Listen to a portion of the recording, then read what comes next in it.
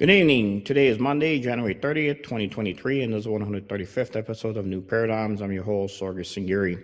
Before we begin our podcast tonight, I do want to take this opportunity to share my blessings with the members of the global Assyrian community, given the fact that they are recognizing today the rogation of Ninvites or Babu to Ninvaya. The rogation is a 3-day fast of no food and no water, which began last night at midnight, and will continue until Wednesday afternoon with the taking of the communion. It is in recognition of our ancestors.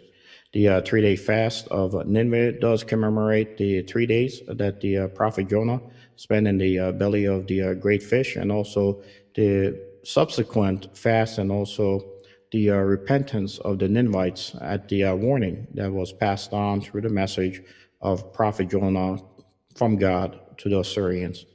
May God bless you and keep recognition of your people. With that said, prior to introducing my honored guest tonight, we are going to have a short message from our sponsor, Epoch News. We are being censored. America's news outlets no longer provide the truth. 90% of news outlets in the United States are controlled by 6 corporations. They're not out to tell you the truth of what's happening. They're out to tell you the picture of the world that they represent. The mission of the Epoch Times is to chase the truth, to ground all statements in facts, and prevent people from being misled. The Epoch Times is independent. We're not controlled by any special interest, and we never will be. This is a battle between truth and deceit, a battle between forces that would ensnare this country in ignorance, and between a media that wants to present you with the truth. Subscribe today to our digital edition at theepochtimes.com and join the Americans who are seeking truth and tradition. Read the difference on all your devices. We'd love to have you on board.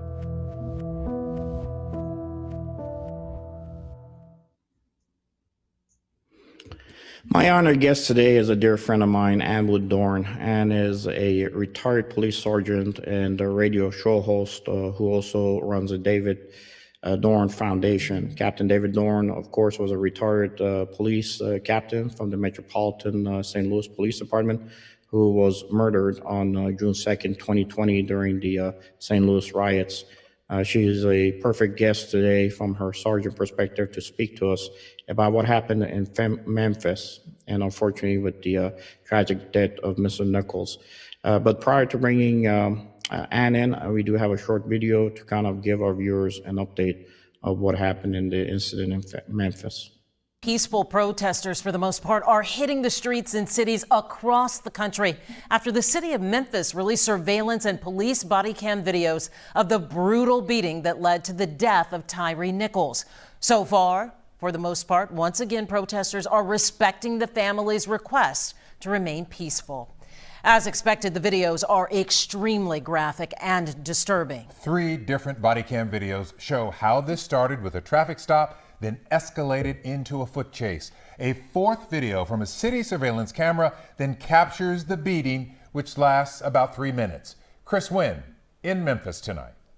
Tonight, the city of Memphis remains on edge as the country reacts to the release of this horrible video. Mom! Tyre Nicholes' mother had a chance to watch this video of her 29-year-old son getting pulled over by Memphis police on January 7th. Damn, I didn't do anything. Rovon Wells says she simply couldn't bear to see the video, which the FBI director says is appalling, which the Memphis police chief calls a failing of basic humanity. Watch out! Video she knows is horrific because 3 days after her son went to the hospital with injuries from the beating, Tyre Nicholes died, and she found herself praying for the 5 former officers now charged with his murder. At the end of the day, this shouldn't have happened. Early on, police said Nicholes was pulled over for alleged reckless driving. Now they say they see nothing to substantiate probable cause for the stop. Officials know this video will infuriate so many. Yet Nicholes' lawyers say the quick reaction, firing officers, filing charges, is the right response. This is the blueprint going forward for any time, any officers, whether they be black or white. Now, as the video is made public, Tyre Nichols' family knows people across the country will gather. They implore in peace. We do not want any type of uproar. We do not want any type of disturbance. We want peaceful protests. And we just learned tonight that 2 deputies with the Shelby County Sheriff's Office who appeared in the video have been relieved of duty pending the outcome of an internal investigation. Reporting here in Memphis, I'm Chris Wynn. Back to you. Thank you, Chris. In total, there is just over an hour worth of footage. The city says they released it unedited for the sake of transparency. We have included links to all the videos if you choose to watch them on our website, khou.com. And I would say it's good to have you here. Unfortunately, we have you here under the circumstances of what happened in Memphis. It's unfortunate, a young man is no longer with us. I wanted to bring you in with your background as far as a sergeant in the St. Louis Police Department. And for those who do not know how policing works, I'm going to tell you the sergeants really know what's happening in the police department, and they're the ones who run it. You could put captains out there and others, but it's really the sergeants that really know exactly what's happening on the street and what the quality of that police department is. And it's good to have you here. I want to get your thoughts about what happened in Memphis. You, Sargis. I watched the videos. I've spoken to many other officers that I'm friends with, and this was a total lack of disregard for humanity and for human life. There was something personal behind that beating, and it's inexcusable. I was over a unit that was a crime suppression unit. It's similar to the Scorpion unit. And my guys didn't go out there without supervision. I was with them every day. They were out there. If I wasn't out there, there was another supervisor out there with them. We have to maintain control. We have to just monitor our officers. We can't let them just get out of hand like that. That was not a police action. That was more like a gang action on the street. And it really disheartened me to see that happen. You know, when they first stopped him and pulled him out of the car, they didn't give a chance to get out of the car. They pulled him out of the car. And why he wasn't in handcuffs in that first few minutes, I don't know. How he was able to get up and run, I don't understand that. There was 2 to 3 officers around him in that very first moment. And how he was able to get up without getting handcuffed, that would have been over at that moment. But they seemed to be wanting to inflict harm on him instead of put him in handcuffs and stop the resisting. It was very passive resisting on his part. He was asking why he was being stopped. Yes, he should not have resisted at all, but the passive resisting could have been stopped immediately and he could have been put in handcuffs, and they would have stopped all further abuse on their part and injury on his end. But I just don't, it's hard to comprehend what happened there and how they got so out of hand. And again, why no supervision was around. As you said, sergeants run the show. And I always made sure I was out there with my officers. And it's just incomprehensible that there was not a supervisor on scene or anyone with a cool head to stop what happened. And I do know that we're looking at the future of policing and overall in the United States. But look, we all know how crime spikes, politicians get involved. There's pressure put on various different police departments out there that they have to do something. And sometimes, unfortunately, and I hate to use this term, but it's a term that has to be used. People go out there, try to get more skins, more arrests, because that's how it seems that the police units that are conducting those type of operations are the ones that are actually getting promoted and actually being supported and funded. Is that cycle ever going to change? Because I know that they've now going to disband the Scorpion unit, but it seems like if you go from state to state to state, it seems like the same type of issues arise with these type of units sometimes. And it might be more tied to really trying to get the numbers in to say that we've done something against crime, but in trying to do something and get those numbers, sometimes it leads to what it seems like it's led in this particular Scorpion unit, where instead of doing intelligence collections in a police department, spending money on those type of units, going out there trying to do a link analysis, see who's really behind running those type of crimes, in that particular area and then targeting the leaders. It seemed like it was a matter of just going out there. And in this case, what happened was somebody was just pulled out because now you got your officers on the ground are just looking for someone to bring in because of what is happening with the spike in the crime rates. If you could give me a little bit more from your end, do you think that there's anything that I'm saying that may not be close to what some of the issues are that the police departments are dealing with? Are we ever going to be able to break the cycle of having these type of units out there? I think we will. It really is, like you said, we have to target, it has to be more focused targeting on who you're going after.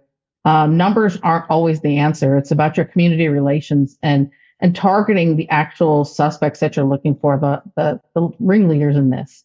When I ran a crime suppression unit, I was over the violent offenders and gang section of it, and we targeted those actual groups. We went after the most violent offenders that we had. We knew who they were. We went after the crime analysis. We targeted who they were and all the crimes they'd been involved in. We really focused on certain people, not the quantity of numbers that it was. We took out the violent offenders, not the little men on the street. Sometimes just getting out there and getting to know your community and talking to them and being present within your community helps deter a lot of crime. It's not the numbers of arrests. Again, these guys maybe were just out for numbers, which it doesn't make any sense just to go out and do mass arrests.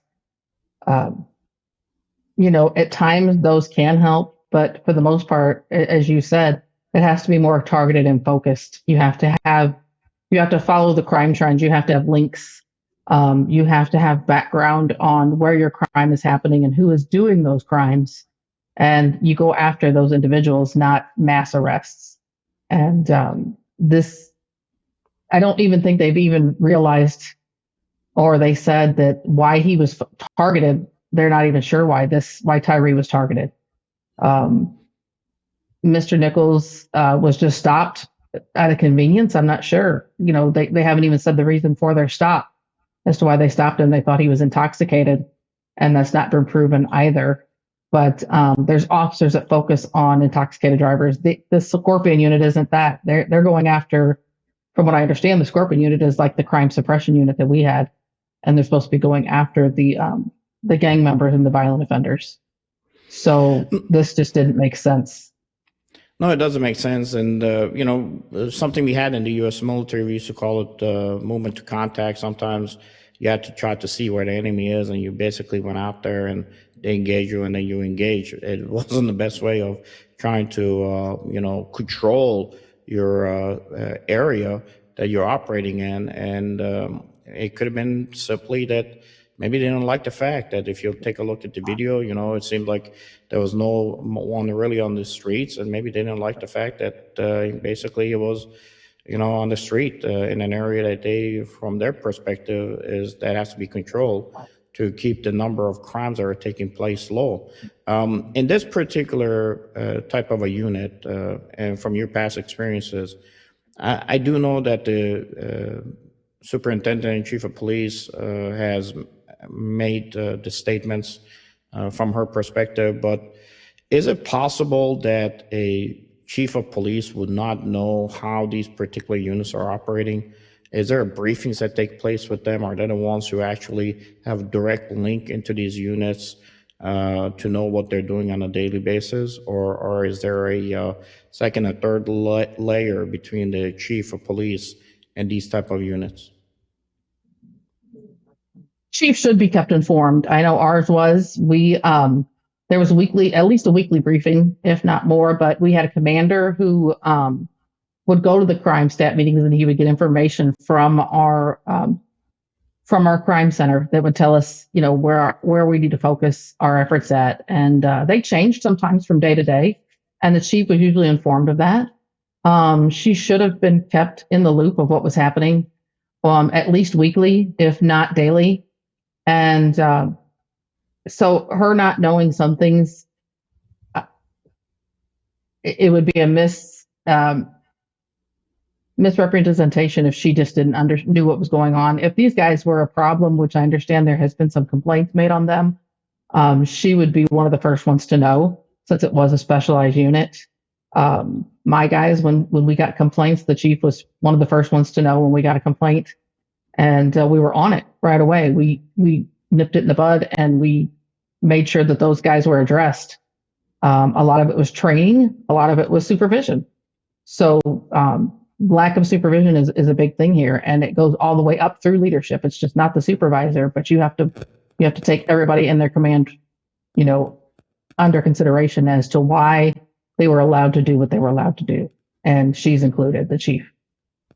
Is it fair to say that in this particular case that the chief should either resign or should be fired, and whoever is in the chain of command should have to pay the consequences? I mean, if you're going to say that everything great happens under my watch, I should get the support of the people and also promotions. Should there be, is it fair to say that maybe in this particular case that possibly the chief would have to step down or be fired? It's a little too early to say that right now. She has been very proactive since finding out about it. She has been upfront with the community, and she did take immediate action with these guys. So I'm very impressed by the steps she's taken. Most chiefs would not do what she's done or would misrepresent what has happened. And she's been very upfront and forthcoming with the information. So I'm pretty impressed with what she's done so far. As far as the other chain of command, the sergeants who should have been there, there needs to be something done with them. Where were they? They need to be answering some of those questions. If there's a lieutenant or whatever chain of command they have, someone in that chain is going to have to answer for these officers, not just these officers. Whether they're transferred or lose their job, I'm not sure how far it's going to go with that. But definitely the agency as a whole is going to take a big hit. What do you have to say, Ann, for the officers on the ground who say that usually it's the lower hanging fruit officer that actually gets blamed in these particular cases? Of course, we know what happened in the case of these officers, but usually when we're trying to address it, where we want to hold somebody in chain of command responsible for it, it's easier to kind of go after the sergeants and the officers, and a lot of time maybe chiefs and others are protected. Is that issue ever going to be addressed somehow, maybe based on changing the structures of how we've established your responsibilities in policing? Or do you think that there's so much political pressure and ties from the local leaders that the police chiefs have to work for, that is always going to be where if you have to, hold somebody responsible, it's always going to be at the lower levels and never at the higher levels? Well, the officer's action speaks for themselves right there, that yes, they are responsible, but you do have to hold their rank responsible. I mean, there's a thing, there's a liability there where they have to be able to predict future actions of their officers. And these officers, being young, for one thing, you got a lot of young officers in that unit that just don't have the experience. And, I had to say, when I had my unit, I had some really young officers, but I had a lot of veteran officers mixed in with it. I did put young guys with just all these young guys out there, because you get all that inexperience together, and without having a supervisor there, you can't have all these young guys together just letting them loose. So yeah, when you're picking these people, it has to go, if the sergeant picks them or lieutenant picks them, whoever it is, who's ever responsible for putting that unit together needs to be held accountable. And whether it be a lieutenant or a captain, they should be held accountable for that unit as a whole. And with the unit being disbanded, maybe all the way up that chain of command, there's going to have to be some responsibility held within that chain of command. And they're going to have to look and see where did it break down? Where did the communication break down? Where did the training break down? And where did the supervision break down of that unit? And I think as a whole, they're going to have to go through that entire chain of command for those officers and look to where the responsibility lies. It's probably with everybody within that entire unit. As you're creating these type of units, it seems like just basically looking at what happened in this particular incident, that this could have happened at any given time. It just unfortunately ended up happening now with this young man losing his life. As you're looking at creating these type of units, do these units, as we're looking at some of the statistics that are coming out of other states with how some of the other units have been disbanded, why is it that sometimes they just morph into a different type of a unit? Initially, they're created maybe with a certain mission set and with a certain task and purpose that has to be accomplished for them to be able to support the overall policing in a particular area. But then you see them suddenly changing to a different type of an operation. How does that happen structurally inside of a police department that sometimes leads to where we are today? Now you have to disband a unit that was initially put in place for a certain task and purpose that may have changed its focus from what was initially established for. Unfortunately, they're saying they're disbanding it, but I can see it just morphing into something else. We've done that. They've created, it's the police are they're reactive instead of proactive. And so they'll create a unit to fight a certain crime that they're having. And they'll say, we're going to create a specialized unit to do this or to focus on that. And they'll create it. And then if something happens, they'll disband it. But in reality, all they're doing is going to rename it to something else. And they disband that unit, rename it, and just bring up different officers in with different leadership. And their focus changes maybe from gangs to street crimes to drugs. And it's I'm not sure about the Scorpion unit. I haven't done much research into that unit of what they actually were responsible for doing. I just know that a lot of them across the country, without the right training, without the mission and the focus, and that being in the military, without the right focus and the right mission in hand, things get out of hand quickly. And when you let them just run free, anything can happen. And as we see here, this young man lost his life. And we don't know the history of this unit either. We don't know the history of these guys. They haven't put it out there. Is there other complaints of them attacking other citizens? And maybe just no complaints, the complaints not surfacing. Are people not dying? How out of hand was this unit? Is this a one-time incident? Which I really doubt that this is a first-time incident for this type of thing to happen. Just so happened this is caught all on body camera, and this young man died.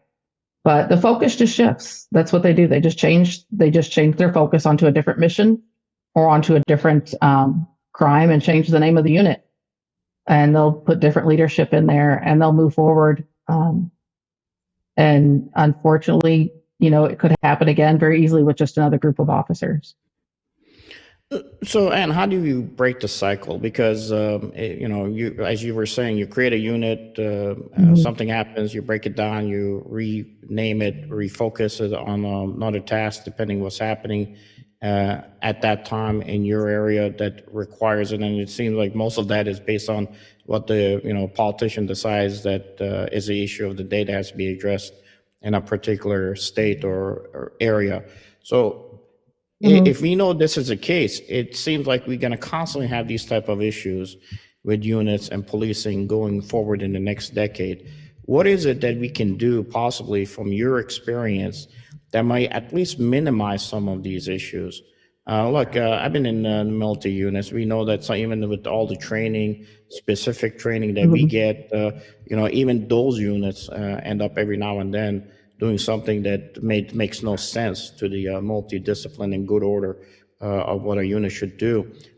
I know for me, when I deployed with my detachment the first time downrange, my detachment was very senior. We had the average age was 30 years old for our guys in our special operational unit. So that gives us a lot of experience and folks who had an understanding of how to be able to negotiate a particular area, especially in combat areas of operation that a lot of other younger units couldn't operate in. But even there, you can always have, issues within a unit that sometimes people would say, how's it possible that a special unit would make these mistakes? What is it that you've seen, and what are the things that you know from your experience trend-wise that maybe we can make a change to nationally that would allow us to at least minimize these type of problems with how policing is done, especially in standing up these type of units? Is there anything that we can do to be able to support it at the national level or to minimize it? You need to focus on your leadership for one. Who's going to lead these units? You have to look for somebody with experience in the training. You have to find somebody with a level head, but you also have to focus on the mental health of your officers. If you have an officer who's mentally unstable, they're going to act out. They're not going to be the most stable person on the scene that you're going to want out there. So you need to focus on each individual's mental health as well, and police in general, law enforcement in general, that's been lacking for so many years, and going forward in the future, they really need to look at the mental health of all their officers. I've known many officers in the past who have struggled with mental health and have become very aggressive on the job. So that's an issue we have to look at. And it takes the leadership to know how to identify those things. And so your leadership has to really be trained to identify the triggers of officers. And, like you said, 30 years old on a unit, that's a veteran officer out there. And we need more veteran officers in these positions, and just the young guys who want to run and gun, as we say, in the unit. You need these guys with a little more experience, a little more level head, and the leadership to recognize the characteristics of a good officer, and somebody who can think straight, and then for the leadership to identify when somebody is struggling or when somebody is too stressed out, to get them the help they need, and just focus on that. Get them the help they need, or just debrief enough to where these guys aren't so enraged by what they're doing out there. It builds up on them. Dealing with certain people every day, it just builds up on them, and there's a trigger sometimes that will make them explode, and they get unhinged a little bit, and it's kind of scary to see it happen. But then when you get 2 or 3 officers with the same mentality, then it becomes a gang mentality, and you got to have supervision and leadership to recognize what's happening within the unit. It'd be interesting to know if these guys were drug tested at all after this incident, and when was their last drug testing. Supervision has to make sure that's done on a regular basis within these units, and to check on their mental health, and to have the hindsight to say, hey, we got to sit down and talk, and we have to debrief after these things, and the debriefings aren't happening. And within police, and I talk to a lot of officers across the country, a lot of debriefings just don't happen when things go down, and they don't think that even the smallest incidents sometimes need to be debriefed, depending on how it affected your officers. So there has to be a focus on a balance between mental health and working a unit like that, because it does build up over time. And I do want to talk to you a little bit about some of the issues you brought up. Before we do, we got to take a short break from our sponsor, Epoch News. I mean, we come back. I do want to have a closeout and get your perspective. If you were put in charge of having some programs that nationally can apply across the board, what would they be? So before we get there, we have a message from Epoch News, our sponsor. We are being censored. America's news outlets no longer provide the truth. 90% of news outlets in the United States are controlled by 6 corporations. They're not out to tell you the truth of what's happening. They're out to tell you the picture of the world that they represent. The mission of the Epoch Times is to chase the truth, to ground all statements in facts, and prevent people from being misled. The Epoch Times is independent. We're not controlled by any special interest, and we never will be. This is a battle between truth and deceit, a battle between forces that would ensnare this country in ignorance and between a media that wants to present you with the truth. Subscribe today to our digital edition at theepochtimes.com and join the Americans who are seeking truth and tradition. Read the difference on all your devices. We'd love to have you on board.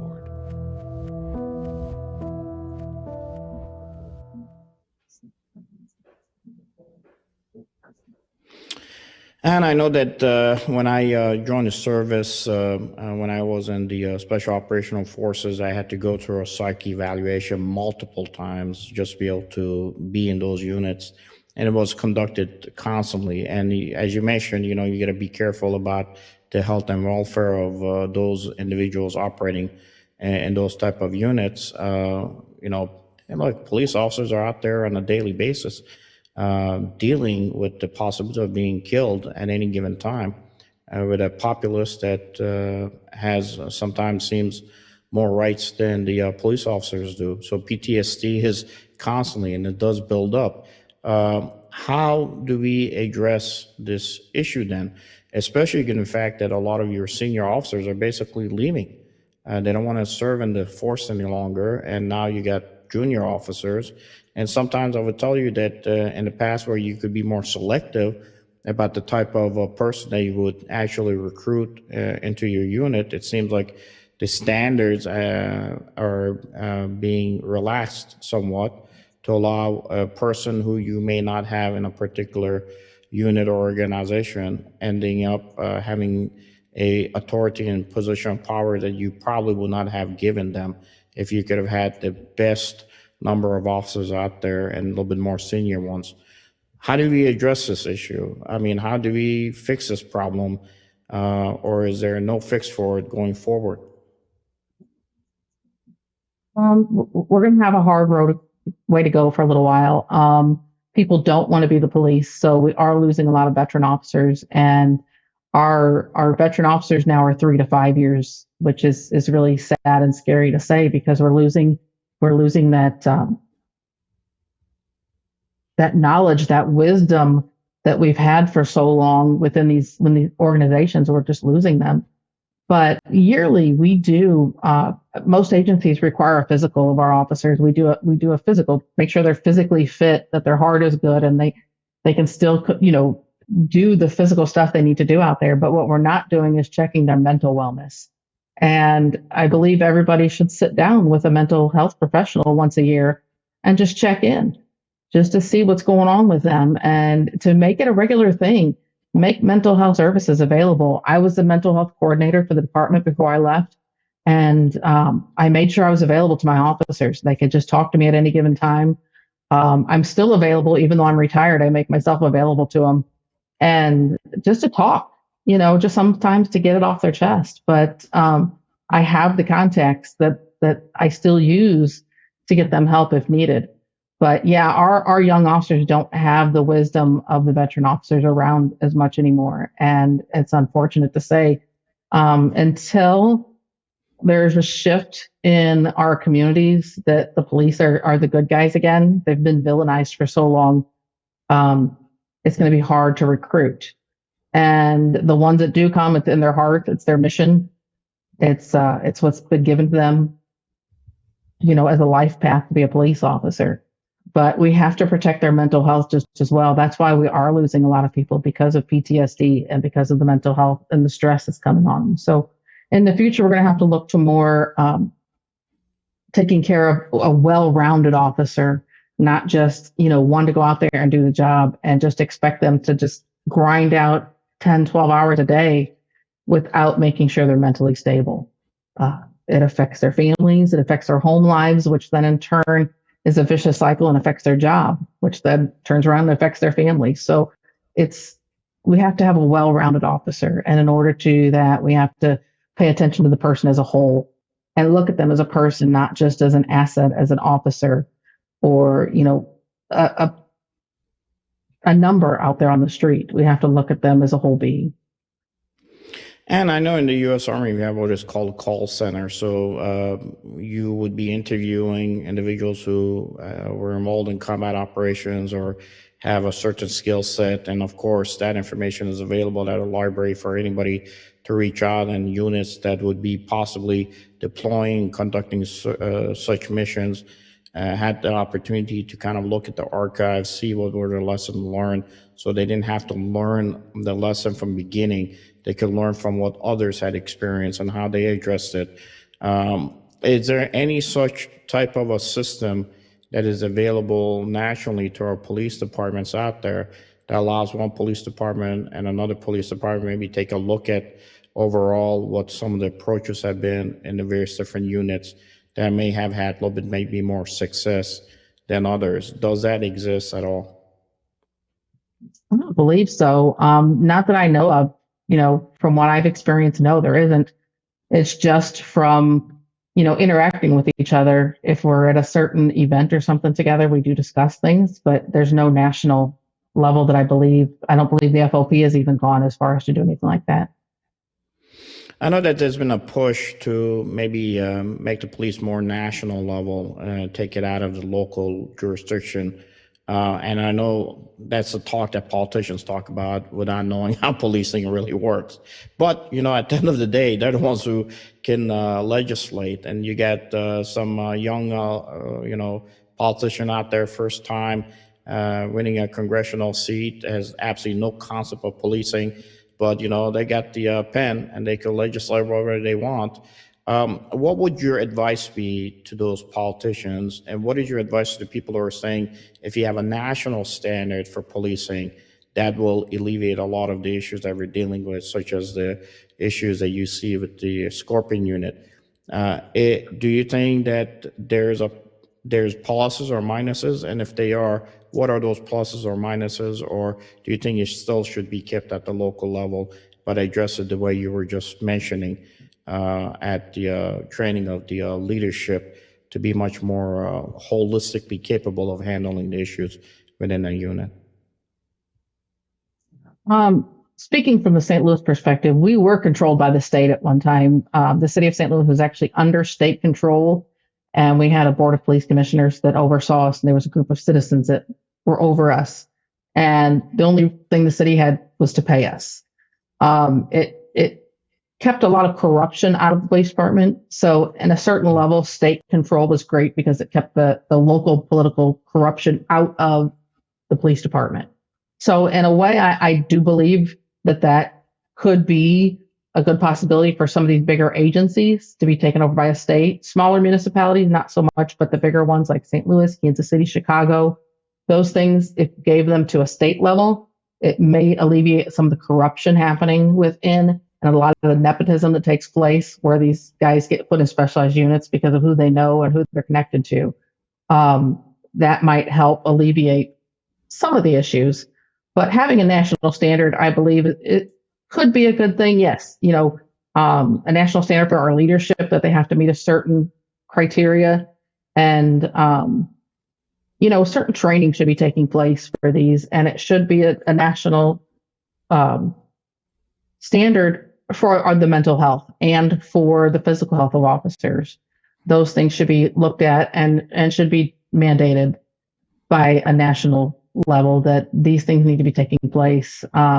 They forget that policemen are human, and that they're not robots out there, and they do see some of the most horrific things out there. And without making sure they're stable, you're going to have problems, and it's going to manifest itself in violence or in drug use and things like that when officers aren't taken care of properly. So there should be a standardized way of overseeing our first responders across the country.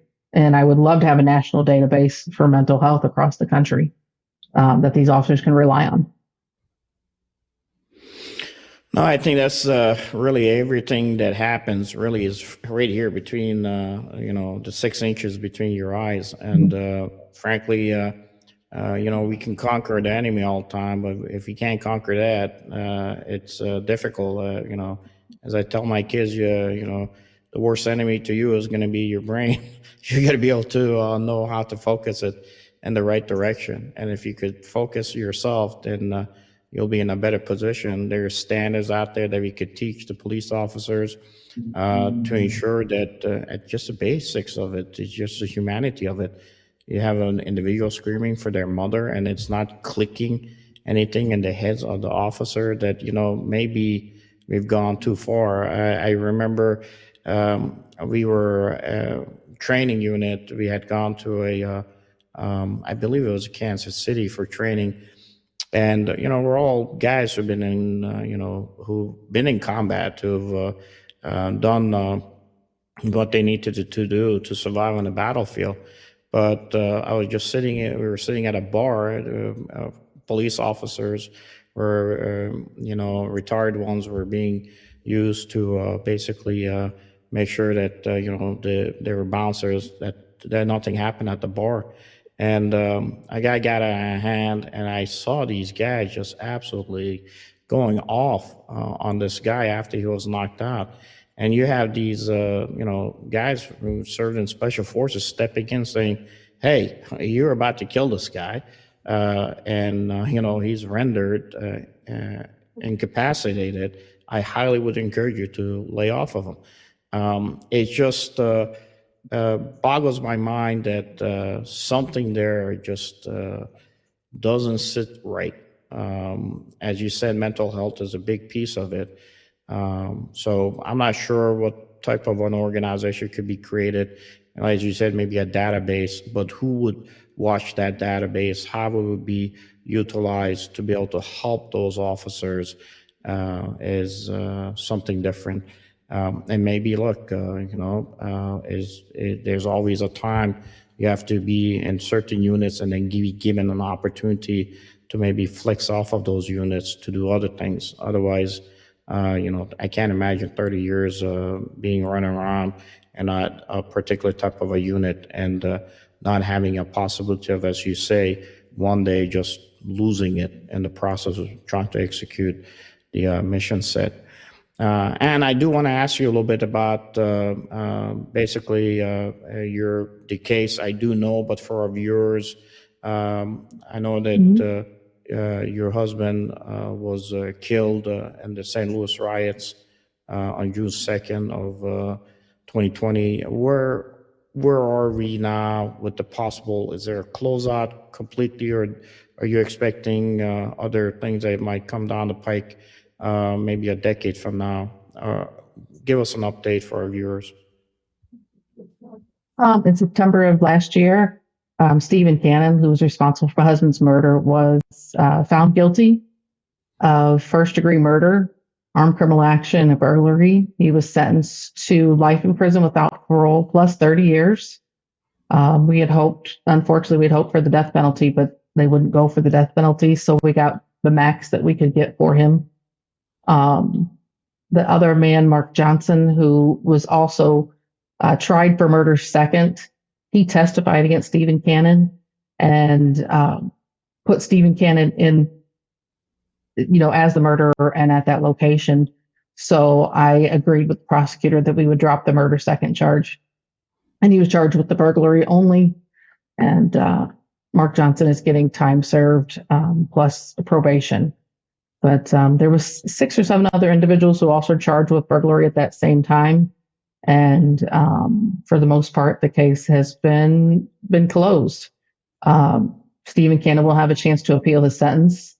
We're waiting for that to happen. If it does, we'll be prepared. And we have God on our side. And David is still shining down on us. And we will get, he'll get what's due to him. No, we keep him in our prayers, and I know it's difficult. It's not easy being a spouse or widow, I should say, of a fallen officer, and it doesn't seem like it's going to get any better in our lifetime. It's unfortunate, but it's a reality of what we have to deal with. But for our viewers, if you go to the QR code that we have, Captain David Dorn's Foundation, it's very helpful. And what is some of the stuff that the foundation does, and how can our viewers support with donations to be able to have you extend what you're doing currently at the national level? David was the kind of commander. He was captain, retired as a captain from the city. He always took care of his officers. So, in honor of him and to carry on his name, I'm trying to take care of all first responders with things that they might need. And anytime somebody needed something, he made sure they had it. So, we're looking at underfunded agencies and things that officers might have to come out of pocket to buy. Um, and so that's what we collect donations for that. And so far we've bought boots for firefighters who were working in rubber boots with holes in the wintertime. We bought flashlights and tourniquets and first aid kits for first responders, EMTs. And a lot of these guys we're finding in rural areas are making $13 to $15 an hour and getting maybe a $200 uniform allowance. So they can't even afford to buy a flashlight. They can't afford to buy a pair of handcuffs. And if they do, it's taking food off their table. And I'm trying to prevent that from happening. So any donations that we get, either a partnership or a sponsor we're looking for that can provide those things for us, or just simple $1, $2 will go towards funding this equipment for the first responders so they can keep food on their tables and make it a little easy for them. Just show that they are appreciated. And everybody we've helped so far, we've helped 700 first responders, and all of them have been super appreciative of what they've gotten. And it's just one way of us letting them know that people out there care for them and that we're there to help support them, regardless of what other community members say. No, and God bless. You're doing a marvelous job, and we're going to support you as best as we can. It's absolutely amazing that you got guys out there, trying to protect their communities, and they can't even afford to get boots to them. Washington wastes a lot of money. It'd be nice for them to spend some money on their own. Also, for our viewers, United Sin Appeal, if you like our programming, whatever funding you're able to give us does help us to support the Christians of the Near East, Assyrians of Northern Iraq, and also at the same time, and we touch upon the countries that are adjacent to the Near East. And we've been working with the some of the women organizations supporting the South Sudanese Christians last year. And hopefully we could support some other communities going forward this year. Thank you very much. And before we go, before I give you the last word, I do want to recognize, some production for the wonderful job they do. If it wasn't for them, we wouldn't be able to be where we are today. And I'm going to give you the last word in closing. Give us what you think would be some of the keynotes that maybe police chiefs and maybe even politicians, and more importantly, the American citizen needs to be cognitive of as we try to heal the country and the incident that took place in Memphis. I want to let the community know, and officers around the country, embrace each other, reach out to your community, talk to one another, have a voice, and just talk. Don't fight, don't argue, don't burn things down. Sit down at a table, share a meal, have a conversation, and have some compassion for one another. We're all God's children out here, and we're all just trying to get by and get along. And for the chiefs of police out there, reach down to your sergeants, reach down to your officers. Don't listen to what your command staff has to say. Go down to the boots on the ground and find out what they need and they'll tell you how to make things better out there. And they'll help you in the community. Well said, Ann. God bless. And you're right. The sergeants are the ones that run the police stations. And hopefully the commanders will realize that sometime. As unfortunately, we're losing recruits and our old knowledge and the recruiting has been hurting. I ask the politicians every now and then, do us a favor, keep your mouth shut and just legislate in support of what we need to do to run these programs. Let these individuals who are on the front line deal with the issues. And if you have any questions as a politician, go get the experts. And I'm not talking about just getting somebody who's a police chief, but get the sergeants, the guys on the ground, and ask them. And you'll be surprised. Sometimes they'll tell you the truth and point out things that the commanders probably were not able to point out. And it's a blessing to have you here. We miss you, my friend. Hopefully we get together sometime soon again. And pass on my regards to all the widows in St. Louis, and Kim especially. And I hope to see you soon. Thank you, Sargis. I appreciate all of this. Thank you. And God bless you and your family. Thank you very much, Ann. And with that said, God bless you all. Work together, American citizens. Please, we're all the same family, come out of the same fabric, and care about each other, not just fight against each other all the time. With that said, there's new paradigms. God bless. We are being censored. America's news outlets no longer provide the truth. 90% of news outlets in the United States are controlled by 6 corporations. They're not out to tell you the truth of what's happening. They're out to tell you the picture of the world that they represent. The mission of the Epoch Times is to chase the truth, to ground all statements in facts, and prevent people from being misled. The Epoch Times is independent. We're not controlled by any special interest, and we never will be. This is a battle between truth and deceit, a battle between forces that would ensnare this country in ignorance, and between a media that wants to present you with the truth. Subscribe today to our digital edition at theepochtimes.com and join the Americans who are seeking truth and tradition. Read the difference on all your devices. We'd love to have you on